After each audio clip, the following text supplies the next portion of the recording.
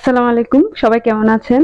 আজকে কচু দিয়ে আমি একটা মুরগির মাংস রান্নার রেসিপিটা নিয়ে চলে আসলাম।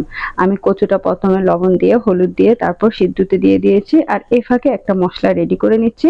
মশলাটা ছিল জিরা আর কয়েকটা দালচিনি, এলাচ, ওই সবগুলো নিয়ে আমি ভালো করে ভেজে নিব।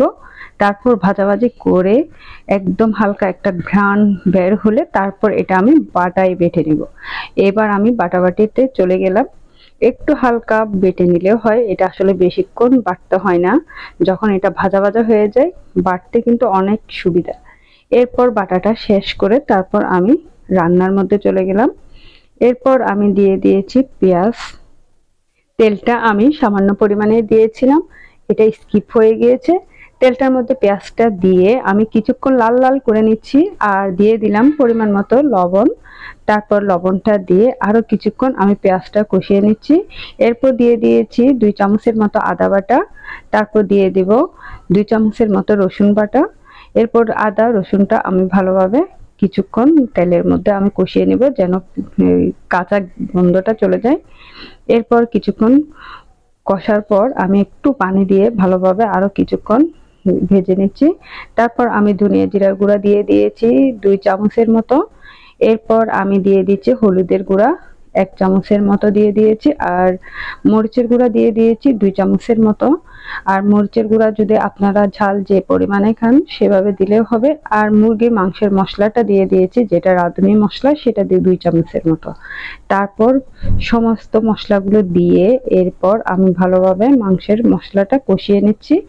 কিছুক্ষণ কষিয়ে আরও কিছুক্ষণ পর্যন্ত আমি একটা পানি দিয়ে তারপর ভালোভাবে কষিয়ে নিব।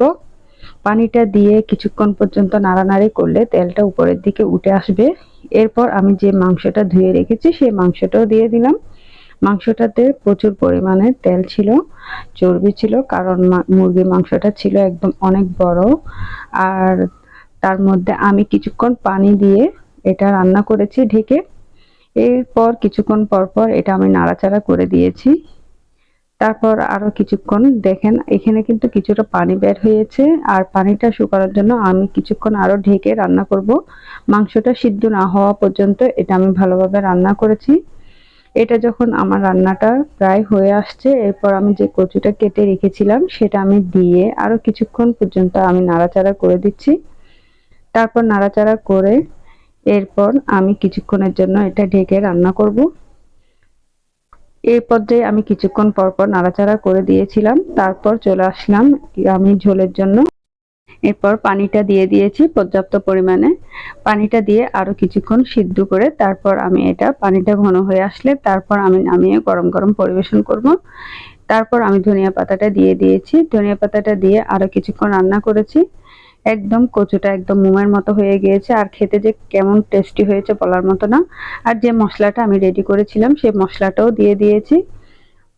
মশলাটা দিয়ে আরো কিছুক্ষণ নাড়াচাড়া করে এটা আমি তারপর নামিয়ে গরম গরম পরিবেশন করব। এই যে আমার রান্নাটা প্রায় কমপ্লিট হয়ে গিয়েছে। তো কেমন লেগেছে আমার এই রান্নাটা অবশ্যই জানাবেন। আর আমার যদি রান্নাটা ভালো লেগে থাকে অবশ্যই লাইক, কমেন্ট এবং শেয়ার দিয়ে আমার পাশে থাকবেন।